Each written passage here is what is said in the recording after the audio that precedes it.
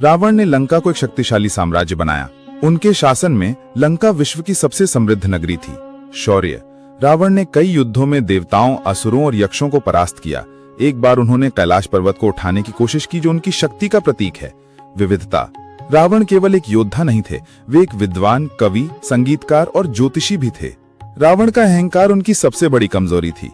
वे स्वयं को सर्वशक्तिमान मानते थे, जिसने उन्हें कई गलत निर्णय लेने के लिए प्रेरित किया। सीता हरण। यह उनका सबसे विवादास्पद निर्णय था। सीता का हरण न केवल उनके लिए बल्कि पूरे लंका के लिए विनाशकारी साबित हुआ। जिद। रावण अपनी जिद के कारण मंदोदरी और विभीषण जैसे बुद्धिमान सलाहकारों की बातों को अनसुना करते थे। एक अनजान तथ्य, रावण इतने बुद्धिमान थे कि वे अपने अंत को पहले ही भांप चुके थे। कहते हैं जब वे राम के साथ युद्ध के लिए निकले तो उन्होंने मंदोदरी से कहा था कि यदि मैं वापस न लौटूं तो लंका की रक्षा करना। यह दर्शाता है कि वे अपनी मृत्यु के प्रति सचेत थे। रावण का जीवन रामायण का सबसे महत्वपूर्ण हिस्सा तब बनता है जब उनकी मुलाकात भगवान राम से होती है। सीता हरण के बाद राम और रावण का युद्ध अनिवार्य हो गया। यह युद्ध केवल दो योद्धाओं का युद्ध नहीं था, यह धर्म और अधर्म, सत्य और अहंकार का युद्ध था। रावण ने अपनी पूरी शक्ति और बुद्धि का उपयोग किया।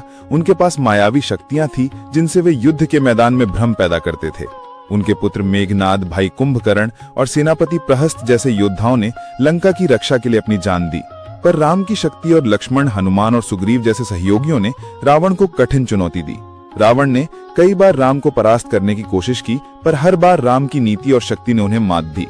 एक महत्वपूर्ण घटना, जब रावण ने राम के सामने मायावी युद्ध किया तो राम ने अपनी दिव्य शक्ति से रावण के भ्रम को तोड़ा।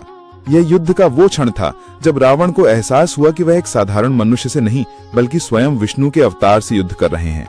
रावण का अंत रामायण का एक मार्मिक और महत्वपूर्ण हिस्सा है। जब राम ने रावण को अंतिम बाण मारा तो वह युद्ध के मैदान में गिर पड़े। कहते हैं रावण ने अपने अंतिम क्षणों में राम को प्रणाम किया और कहा कि हे राम, मैं तुम्हारी महानता को स्वीकार करता हूँ। मेरी मृत्यु धर्म के मार्ग पर हुई और मुझे कोई पछतावा नहीं है। रावण की मृत्यु केवल एक योद्धा की हार नहीं थी, यह एक युग का अंत था।